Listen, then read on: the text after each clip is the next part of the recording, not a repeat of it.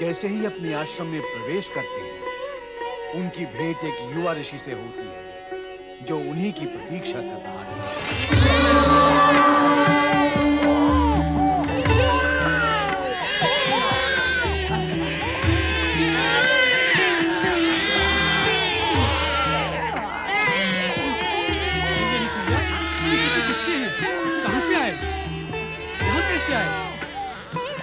मेरी तपस्या फलित हो गई स्वामी।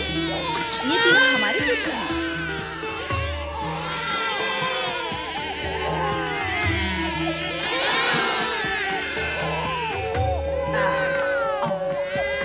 ऋषिवर अत्रि,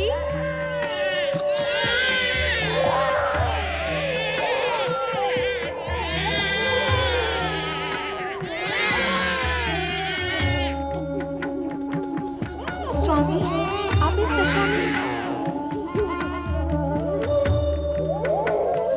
ये क्या हो गया प्रभु? संपूर्ण जगत को पालने वाला स्वयं पालने में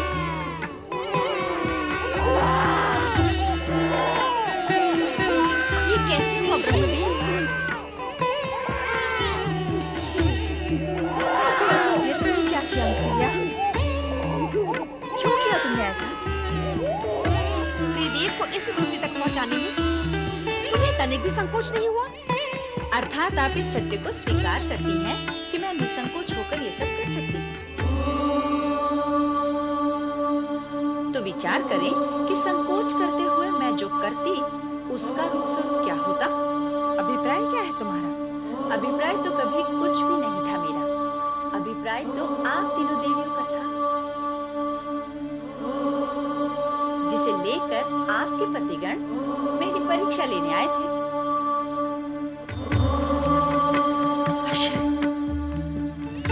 मनसुया ने त्रिदेव को शिशु बनाकर पालने में कैसे सुला दिया?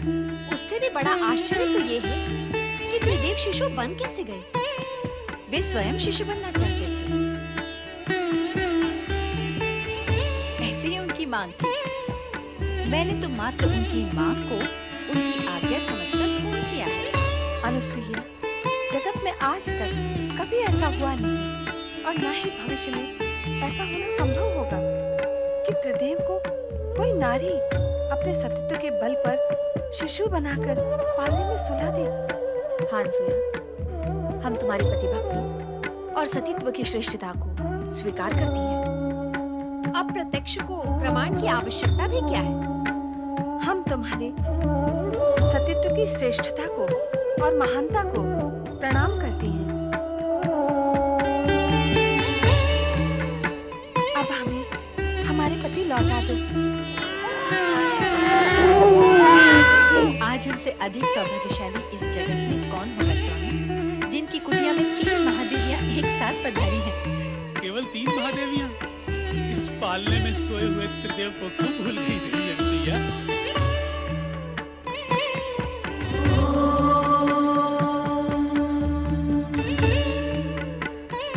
ऋषिवर, कृपा कर अनुसुईया से कहें कि वे त्रिदेव को उनके मूल रूप में प्रकट करें। क्या त्रिदेव स्वयं ऐसा नहीं कर सकते? नहीं, अनुसुईया की सतीत्व की शक्ति ने उन्हें शिशु बनाया है।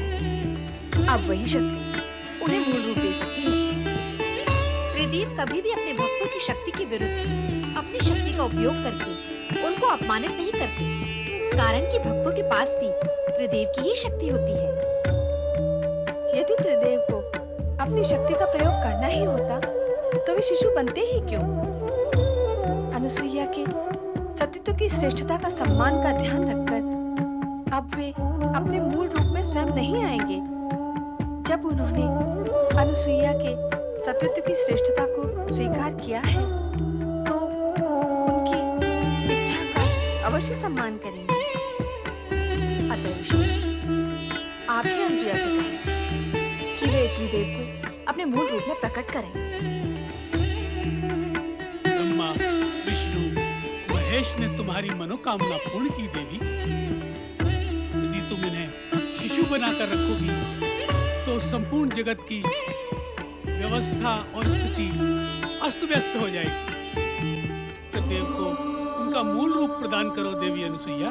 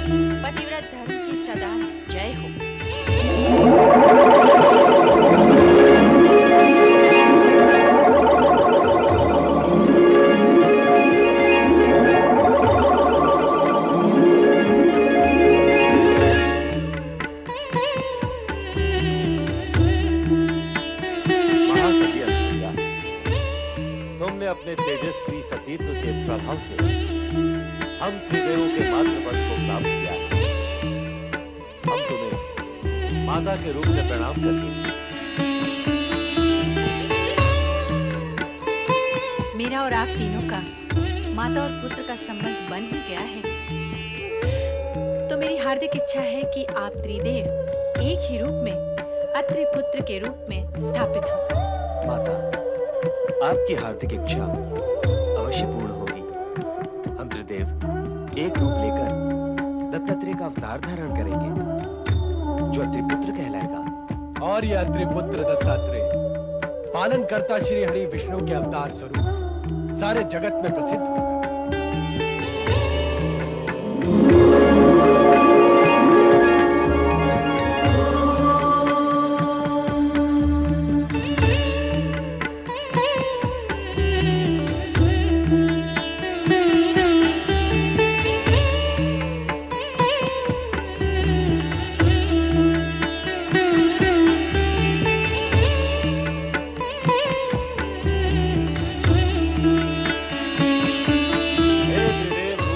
दत्तात्रेय, आप हम त्रिदेवों की सम्मिलित शक्ति के धारक होते रहते, सौम्य, शालीन, परोपकारी एवं शांत प्रकृति के हैं। और भगवान दत्तात्रेय एवं विष्णु अवतार के रूप में आपकी कीर्ति दिग दिगंत तक व्याप्त रहेगी।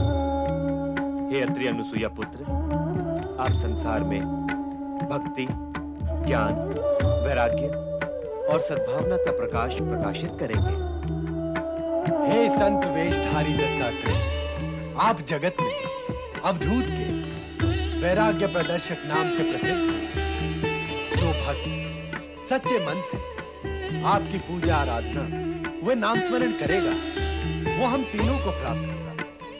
साथ ही वो त्रिदेवों की कृपा का अधिकारी। हे श्री हरि विष्णु अवतार दत्तात्रेय, जो भी भक्त आपका नाम स्मरण करेगा, वो सदा धन, वैभव और संपन्नता से पूर्ण रहेगा।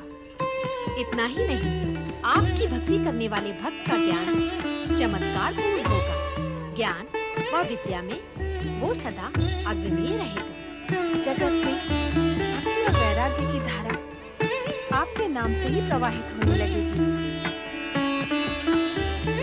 त्रिदेव और त्रिदेवियों ने अपनी कृपा का जो प्रसाद दत्तात्रेय को प्रदान किया है, वो अभूतपूर्व है।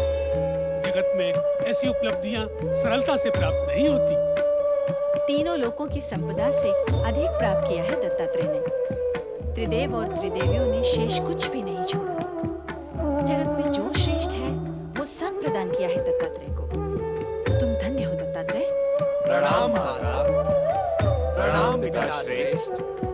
मैं दत्तात्रेय इस जगत को धर्म का संदेश सुनाकर प्राणियों को कल्याण मार्ग के लिए प्रेरित करूंगा।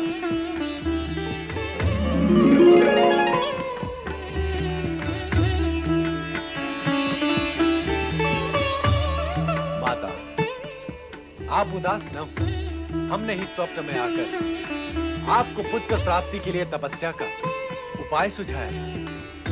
इसलिए हम अपने अंश से आपको ऐसा रुद्रावतारी पुत्र प्रदान करेंगे, जो सदा आपकी सेवा में रहेगा। रुद्रावतारी शिवांशी प्रकट हो।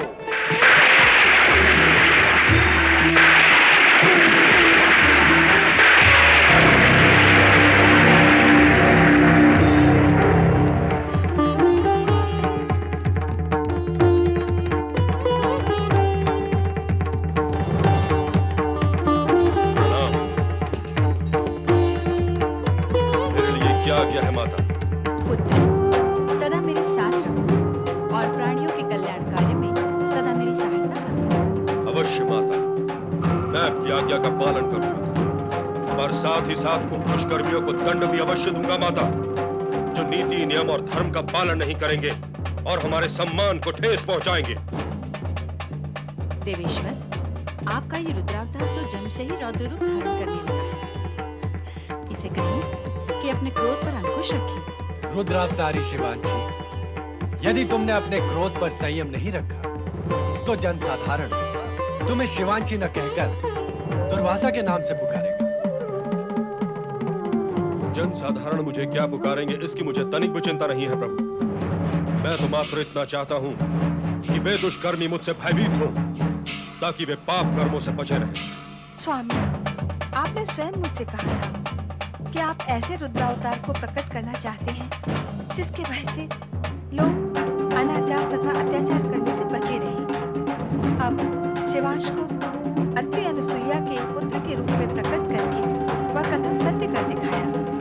पुत्र, तुम्हें देखकर ऐसा प्रतीत होता है कि अपने स्वभाव के कारण तुम दुर्वासा के नाम से ही प्रसिद्ध होगे। आपके वचन सत्य सिद्ध होंगे माता पार्वती। अब मुझे आज्ञा दे, मैं देहाग्नि से तप रहा हूँ, शीघ्र स्नान करके शांत होना चाहता हूँ। माता अनसुईया, मैं स्नान करके लौटूंगा। मेरे लिए भोजन की व्यवस्था अवश्य करो। अब आप हमें आज्ञा दीजिए।